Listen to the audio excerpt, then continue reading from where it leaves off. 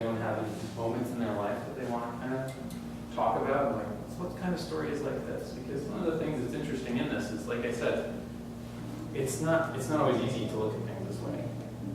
And that's the nice thing for me, because as a mythological consultant, that's why Hollywood hires me to say, how do we work with this movie, or how do we work with this? But that's also how companies hire me and say, what's the story over here?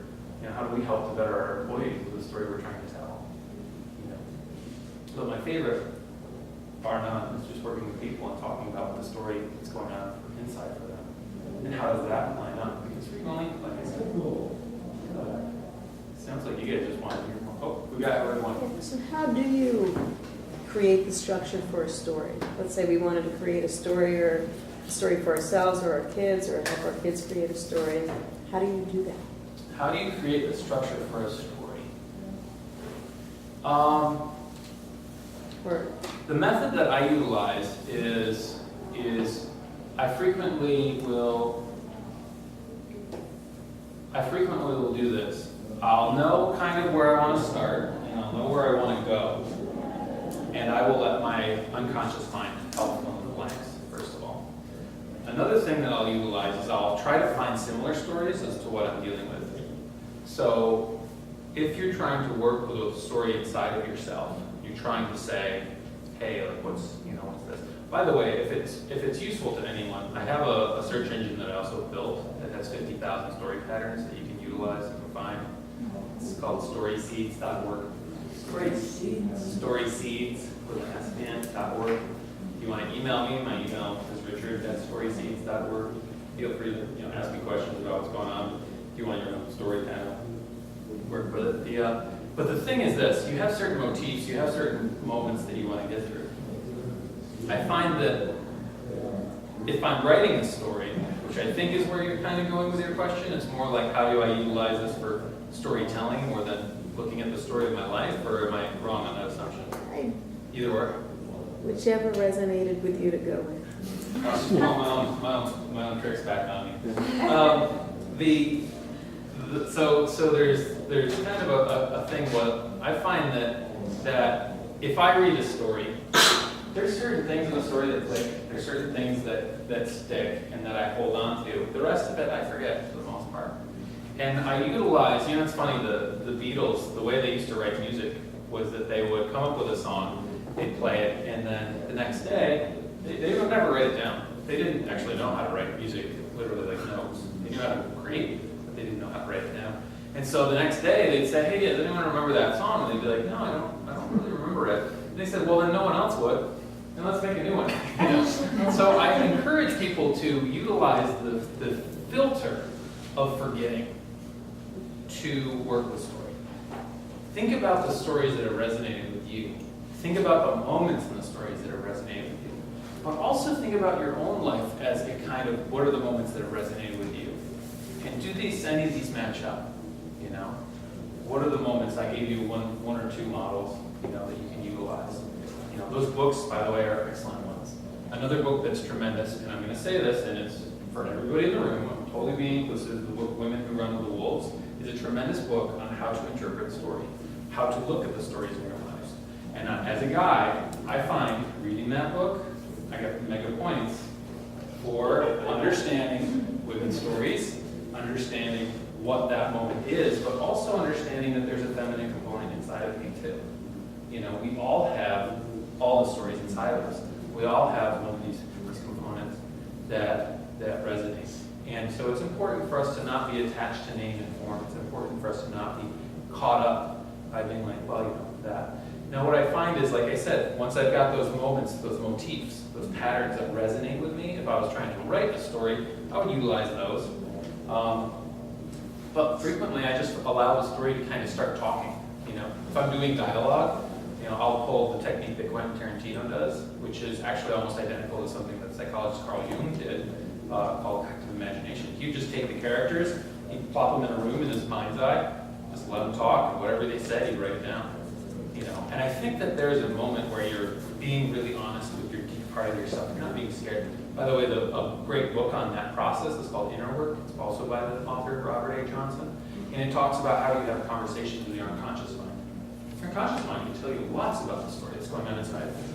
You can sit there and have, any given dream you might have is kind of like an episode of a television version of kind of the story that's going on inside yourself. And if you write it down and you allow it to take something inside and get it out there, you'll find your dreams start to become more colorful. They get to become more rich.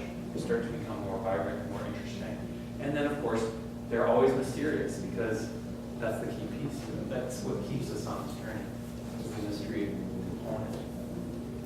And I just wanted to kind of comment on that too.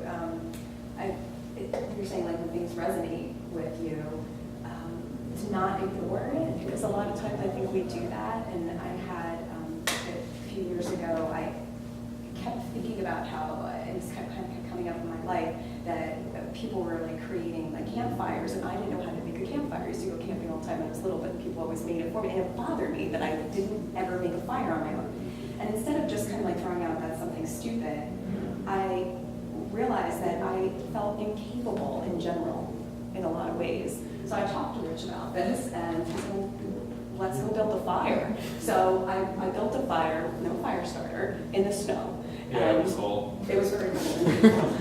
I wasn't wearing white socks, but it really, that's the kind of ritual that like will then stick. Yeah, doing something silly, that's another fun way of doing it, but also doing something and challenging yourself to put yourself in a place you haven't played with is a good way of doing it.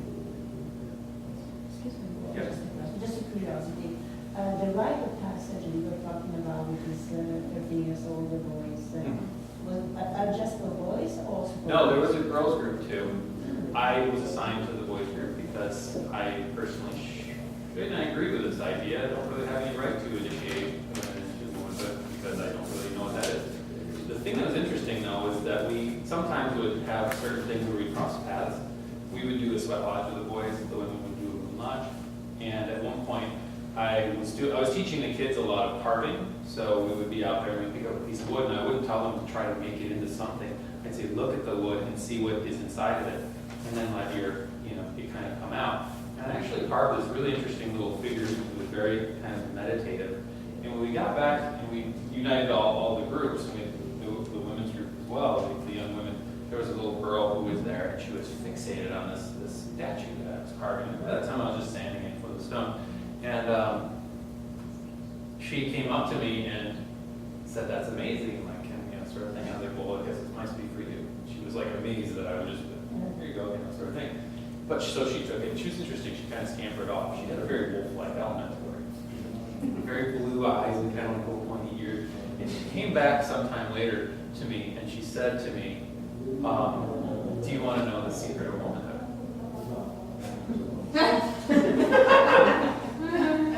And of course, I know that she's doing an exchange because I gave her something. She's trying to give me something back. And I said, "I accept that. If you want to tell me it's freely, I will accept that. But I would never in any way, pry. I would never try to figure out what that is. I understand the statement." So she told me, but I'm not going to speak it in a public forum. So sorry, it's kind of one of those storytellers of like, sorry, I'm not sorry. I'm not going to go there with that part. But there's techniques in storytelling where they, especially in Africa and in India, called dilemma stories, where they'll tell you a story and they'll get to the ending and they're like, "Okay, well, I'm not going to tell the ending."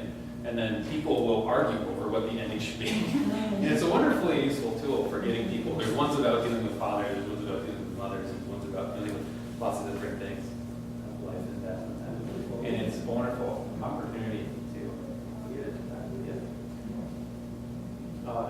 Did that answer your anecdote? Does anyone have any other questions? Yeah.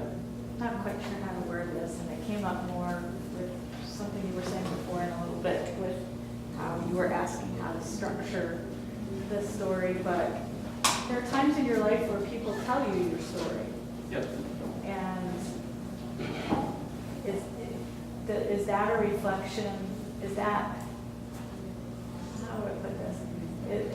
Is that actually what you're emoting and they're seeing it, and so what you Yes and no. or is it what they decide that your story should be? Yes and no. So what if someone comes to you and says, "No, what you're telling about what you are, that's not what you are, here's what you are." I'll tell you a story like that, right? There's two options there. Sometimes it can be they're calling you out, but they're being very honest on it. There's another technique which is, or a thing that happens called projection. Projection is where I have a part of my story that I don't like, and so I sit there and I push it into my unconscious mind, and then I meet someone and they bother me, and then I splatter that with them, and I try to work out my internal story on this person. And for the adults in the room, I'm sure you've had certain relationships where you keep getting in, where you kind of find, oh wow, okay, keep dating this dude, keep dating this one. But anyways, the idea is this. In certain traditions, to be initiated as an elder, you don't really see this anymore in our society during presidential elections. But to be initiated as an elder, they will take you into a little hut, and they will smear you with mud and ash. And every single person in the village comes in and tells you off and tells you all the horrible things that they have ever heard about you, and that's how you become an elder. So I frequently find when people come and they're like, you know what your problem is, and then they expound that. I think there's a part of it where I can find something, a wisdom in that. I take that in, but I don't take it on. I think that for the most part that there's a component where if someone's telling me something about myself, especially if they're not someone that really knows me, I frequently assume it's projection, or I look at it that way, but that doesn't mean that I don't take some component from it. I don't listen to a component of it. And the thing that's interesting too is sometimes when people do that, you can hear a lot about their own story. You can hear a lot about what's going on for them when they're telling you about what you are. But ultimately, the point is this: we all have lots of stories inside of us. So they might be kind of right, they might not. We also have a hero's story going on inside us. We also have a villain story going on inside us. We have men's stories going on, we have women's stories going on, we have old stories, young stories. We have lots and lots of different places, and these are what archetypes are. And any given one of the archetypes inside of us is trying to tell a different story. It's trying to live out a different path. And the question isn't whether or not I'm going to take my dark archetypes, my shadow, the parts. And the thing that's interesting too is, especially the stuff if you repress things, other people can see that sometimes easier than you can, because it's part of that. There's that book, Owning Your Shadow or Understanding Your Shadow, talks about this. But the element is, sometimes it's good to look at that and sit with it. But the thing too is like, we have the ability to change the story too. And that's what I was saying before when I used the example of the Odyssey and Parsifal. Sometimes you think you're in one story, but then it turns out you're in a different one. I was mentoring a young woman who was a folk singer, and I asked her to tell me about herself. And the first thing she said is, she's like, my family's from Finland, and this sort of thing, and this sort of thing, and this sort of thing, and this sort of thing, and this sort of thing. And so then she starts telling me about this guy she's dating and how he, got put in jail, and then, this happened. She met his mother through that. The mother was really mean to her, and I'm like, I know that story. But I refuse to tell people what story they're living by.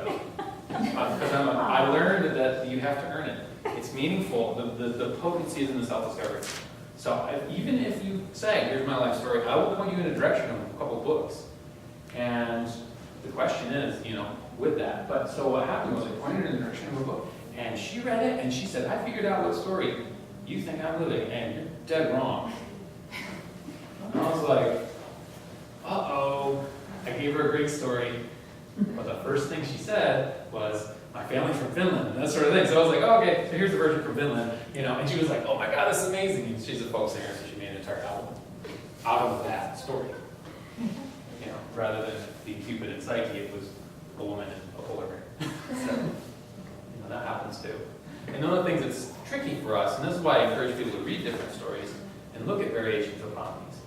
The story of Star Wars and Harry Potter and Lord of the Rings are very similar stories. They're actually kind of built on each other in a way.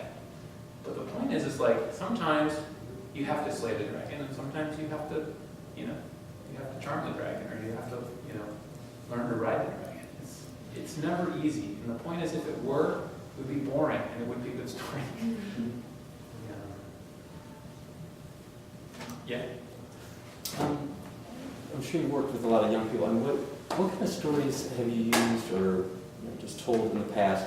With maybe a kid who just feels really stuck. Like somebody just graduated from college, has no idea what they want to do, just kind of pedaling in one place, or maybe a young person who just really doesn't have a sense of what they want to do. So it's not like an epic journey kind of thing, like, oh, I want to get there. Just more like the Partners having them sit down and watch The Graduate. Yeah, so, The thing that's interesting with our society right now is that we have kids put on a conveyor belt. So it's kind of like if you thought about, you guys have gone to the airport, and you went on that kind of escalator thing, it's like a conveyor belt, and you're walking on it, and you're like, whoa, I can walk real fast, and you get off it, and you got that kind of, you know, like, oh, that's not weird, I don't know that. For that split second, you know. Imagine if you were on that conveyor belt for 12, 15 years, and then you stepped off. How long would that, oh my God, feeling? It'd be about 6 months, and that's what I frequently find with people that get popped out of high school, popped out of college. They're in a state where they're like, they've been basically, they haven't been taught to motivate, they haven't been taught to drive themselves. We've been sitting there being like, do this, do this, do this, do this, do this, do this, do this, do this, you're on your own. You know, and so now you have the question of being like, wow, I've got this great car, but there's no engine in it because I wasn't taught to be self-motivated, I wasn't taught to be self-driving. And what I find works really well with kids like that is putting them on mountaintops for a few days without food. It works pretty well. I like to have them write their obituaries and tell them that they're going to be dead for one of the days, and then I read their obituary to them, and you know, I declare them dead, and then they, for the most part, you know, have to kind of, you know, think about that. And I said, when the sun comes up, you'll be born again. But the thing that's interesting is that people frequently will be in that kind of nothing place. And in our culture, nothing's a bad thing, right? Nothing's like, oh my God, oh, that's nihilistic, that's like meaningless. This room right here, got a lot of nothing in it. The reason why it's a room is because of nothing. And in the East, they talk about the value of nothing. They talk about the idea that a wheel is only meaningful because it has a hole in the center of the spoke through, and it rolls because of that. They also talk about the idea of this room being empty, the teacup being empty. Therefore, it has amazing potential. And I think the point to make to kids like that is that because you have the nothing, yes, I want you to have so much nothing that you can have the potential when you're ready for it. And you can think about that potential as much as you need to while you're having the nothing, but I want you to do as much nothing as possible. And when you put someone on a mountaintop for 2 or 3 days, that's a lot of nothing.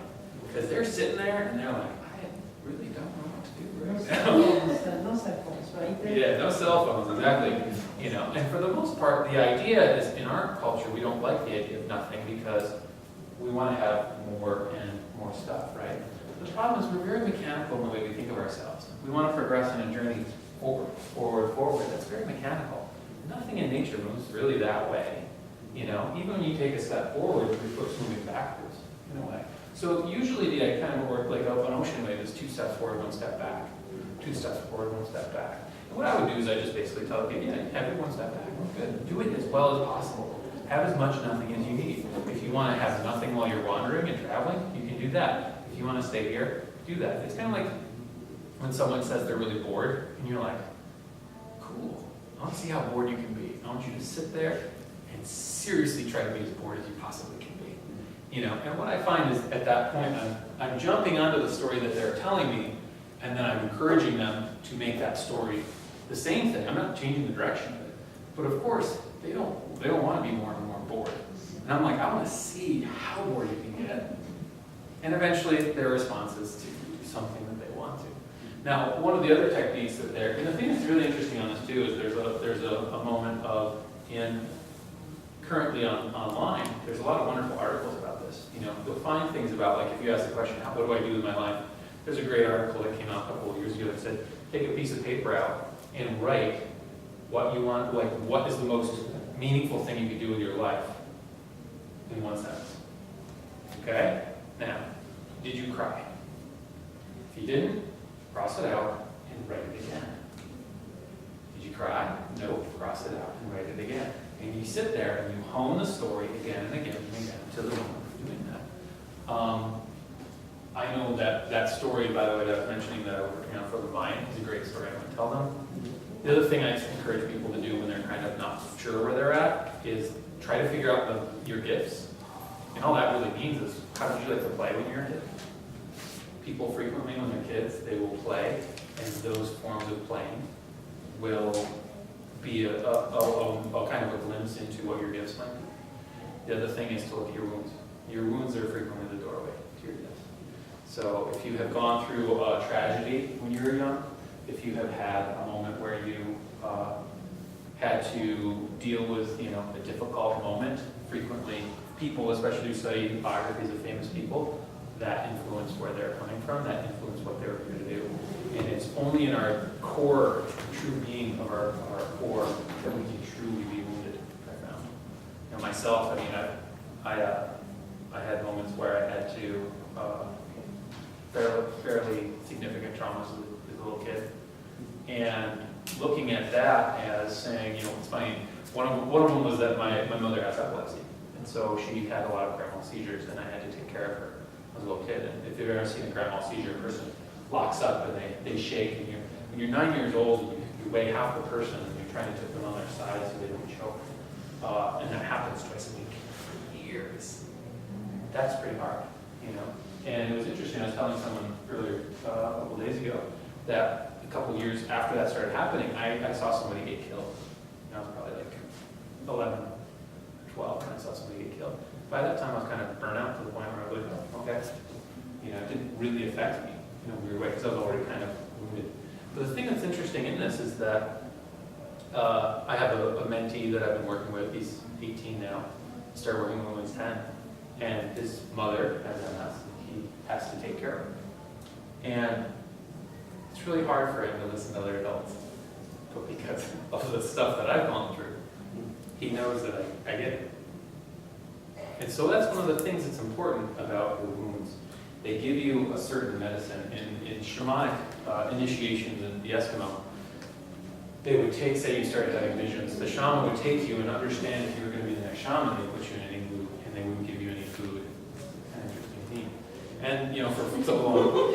And the person would be pulled into the underworld by these demons, right? And what would happen is that the initiate shaman would be placed between these rows of good spirits and bad spirits. And the bad spirits would pounce on them